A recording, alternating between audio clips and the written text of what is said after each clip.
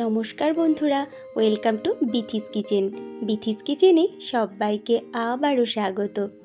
আমার আজকের রেসিপি দোকানের মতো পারফেক্ট মুচমুচে রসালো জিলিপি। আর এই জিলিপিটা খুবই অল্প সময়ে আর অল্প কিছু উপকরণে আমি তৈরি করে নিয়েছি।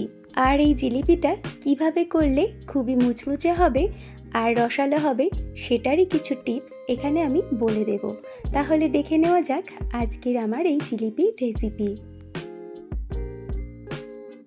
জিলিপি বানানোর জন্য প্রথমে চিনি শিরাটা তৈরি করে নেব। তার জন্য একটা কড়াইয়ের মধ্যে আমি নিয়ে নিলাম 400 গ্রাম চিনি আর জল দিয়ে দেব 250 মিলিলিটার। এবার গ্যাসের ফ্লেমটা হাইতে দিয়ে চিনিটাকে ভালো করে মেল্ট হতে দেব। চিনির শিরাটাকে পরিষ্কার করার জন্য আমি দিয়ে দিলাম 2 চা চামচ পরিমাণে পাতিলেবুর রস। অনেক সময় দেখা যায় চিনির মধ্যে নোংরা থাকে, যদি পাতিলেবুর রস দিয়ে দেওয়া হয় তাহলে চিনির শিরাটা একদম পরিষ্কার তৈরি হয়। লেবুর রসটা দেওয়ার জন্য এই যে উপরে যে ফেনাটা উঠেছে এই ফেনাটা আমি এবার তুলে ফেলে দেব। চিনির শিরাটা একদম পরিষ্কার তৈরি হয় আর লেবুর রস ব্যবহার করলে চিনির শিরা ঠান্ডা হয়ে গেলেও জমে যায় না, তাই পাতিলেবুর রসটা ব্যবহার করার চেষ্টা করবে। ফেনাগুলো তুলে নেওয়া হয়ে গেছে। এইবার আমি সুন্দর একটা ফ্লেভারের জন্য এর মধ্যে দিয়ে দেব 4টে এলাচ আর দিয়ে দেব কিছুটা পরিমাণ কেশর। এবার চিনির শিরাটা ভালো করে ফুটিয়ে নিতে হবে। এই শিরা 1 তার বা 2 তারের কখনোই হবে না, একটা চটচটে শিরা তৈরি করব বা রস তৈরি করে নিতে হবে। গ্যাসের ফ্লেমটা হাইতে দিয়েই এই শিরাটা তৈরি করতে হবে। কেশরটা দেওয়ার জন্য চিনির শিরাটার কালারটা কিন্তু খুব সুন্দর হয়েছে। তোমরাও চেষ্টা করবে কেশরটা দেওয়ার জন্য, কেশরটা দিলে কালারটা কিন্তু খুব সুন্দর হয়। আর যদি না থাকে তাহলে শুধু এলাচটা দিলেই হবে। এবার চিনির শিরাটা কিন্তু একদম পারফেক্টভাবে তৈরি হয়ে গেছে।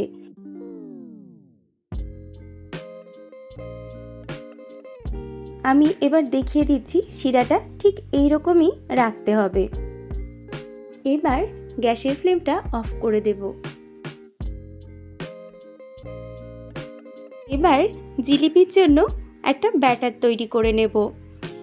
ব্যাটারটা তৈরি করার জন্য একটা পাত্র নিয়ে নিলাম আর এখানে আমি নিয়ে নেব 200 গ্রাম ময়দা। সুন্দর একটা কালারের জন্য আমি এখানে দিয়ে দিলাম সামান্য একটু ইয়েলো ফুড কালার। আর এই ফুড কালারটা সম্পূর্ণই অপশনাল, তোমরা চাইলে নাও দিতে পারো। আর দিয়ে দিলাম 2 টেবিল স্পুন ঘি। ঘির বদলে তোমরা সাদা তেলও ইউজ করতে পারো, তবে ঘি দিলে গন্ধটা খুব সুন্দর হয়।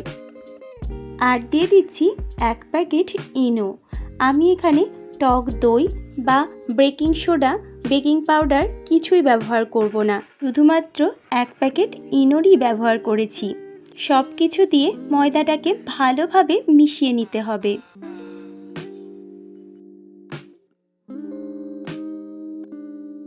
ময়দাটা ভালোভাবে মেশানো হয়ে গেলে অল্প অল্প জল দিয়ে আমি ব্যাটারটা মেখে নেব। এখানে গরম বা ঠান্ডা জল ব্যবহার না করলেও হবে, নর্মাল রুম টেম্পারেচারের রাখা জল ব্যবহার করতে হবে। জিলিপির এই ব্যাটারটা না খুব বেশি ঘন হবে না পাতলা হবে। অল্প অল্প করে জল ব্যবহার করে আমি ব্যাটারটা তৈরি করে নিচ্ছি। আর ব্যাটারটা খুব ভালোভাবে ফেটিয়ে নিতে হবে। যত বেশি ফেটানো হবে জিলিপিগুলো একদম মুচমুচে হবে।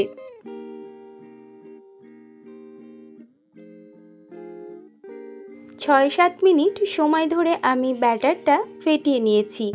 আর খুব ভালোভাবে কিন্তু এই ব্যাটারটা তৈরি করে নিতে হবে, আর তা না হলে জিলিপিগুলো একদমই ভালো হবে না। এবার ব্যাটারটা যার মধ্যে ঢালতে হবে সেটা আমি নিয়ে নেব। আমি এখানে একটা ছোট প্লাস্টিকের বটল নিয়েছি, তোমাদের কাছে যেরকম বটল থাকবে তোমরা সেই রকমই নিয়ে নিতে পারো। বা পাউচ প্যাকেটগুলোও ইউজ করতে পারো। তোমাদের যেটাতে সুবিধা সেটাতে ঢেলেই জিলিপির শেপ দিয়ে নিতে পারো।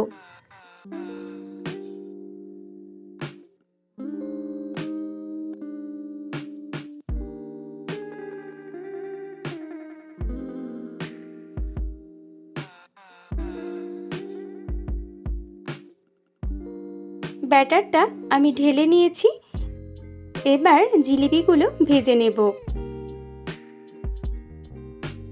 এবার জিলিপি ভাজার জন্য আমি এখানে দিয়ে দিয়েছি সাদা তেল, আর তেলটাকে খুব ভালোভাবে গরম করে নিতে হবে। জিলিপি যে তেলে ভাজবে সেই তেলটা যেন খুব ভালোভাবে গরম হয়। তেল ভালোভাবে গরম না হলে জিলিপি পারফেক্টভাবে তৈরি হবে না। জিলিপির তেলটা খুব ভালোভাবে গরম হয়ে গেছে, এবার আমি জিলিপিগুলো ভেজে নেব। এবার এক এক করে আমি জিলিপির শেপ দিয়ে নিচ্ছি। তেলটা হাই ফ্লেমে গরম করে নেওয়াটা কিন্তু অত্যন্ত জরুরি, না হলে জিলিপিগুলো একদম পারফেক্ট তৈরি হবে না। কোনো বন্ধু যদি আমার চ্যানেলে নতুন হয়ে থাকো তাহলে আমার চ্যানেলটা সাবস্ক্রাইব করে নিয়ে পাশে থাকার অনুরোধ করব।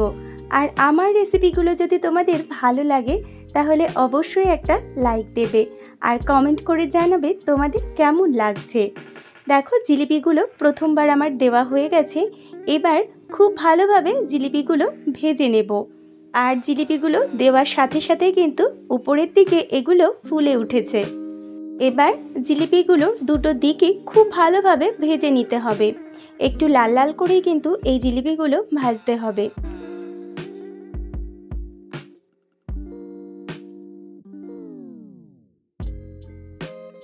জিলিপির একটা দিক ভাজা হয়ে গেছে, অপর দিকটা আমি উল্টে দিচ্ছি। এরকমভাবেই উল্টে পাল্টে দুটো দিকই লাল লাল করে ভেজে নেব।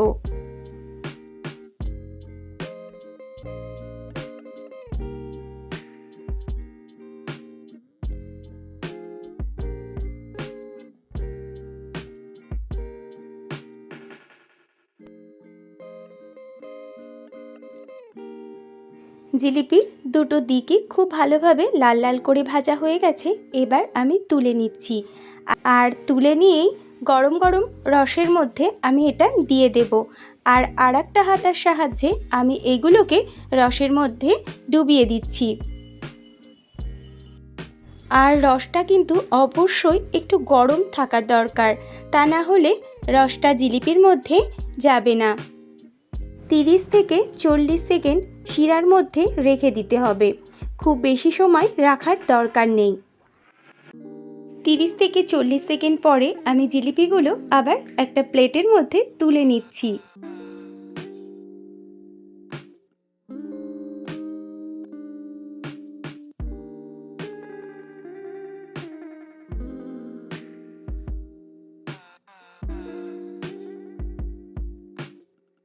জিলিপিগুলো তুলে নেওয়া হয়ে গেছে, এবার একই রকমভাবে আমি বাদবাকি জিলিপিগুলোও ভেজে নেব।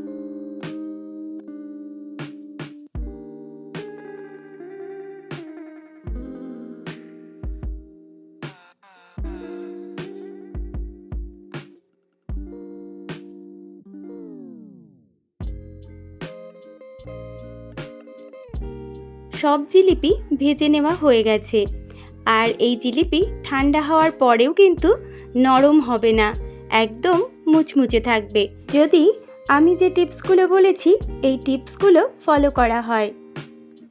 যদি কখনো জিলিপি খেতে ইচ্ছে করে তাহলে খুব সহজেই এরকমভাবে বাড়িতেই জিলিপি তৈরি করে দেখতে পারো। খেতে কিন্তু ভীষণ ভালো হয়, আর মনেই হবে না এটা আমি বাড়িতে বানিয়েছি। একদম দোকানের মতন পারফেক্ট তৈরি হবে।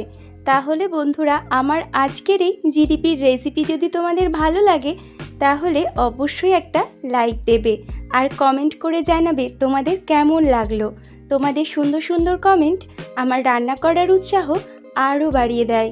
আজ তাহলে আসি, আবার হাজির হব অন্য কোনো রেসিপি নিয়ে। ভালো থাকবে, সুস্থ থাকবে, আর আমার সাথে থেকে আমার রেসিপিটা দেখার জন্য সবাইকে অসংখ্য ধন্যবাদ।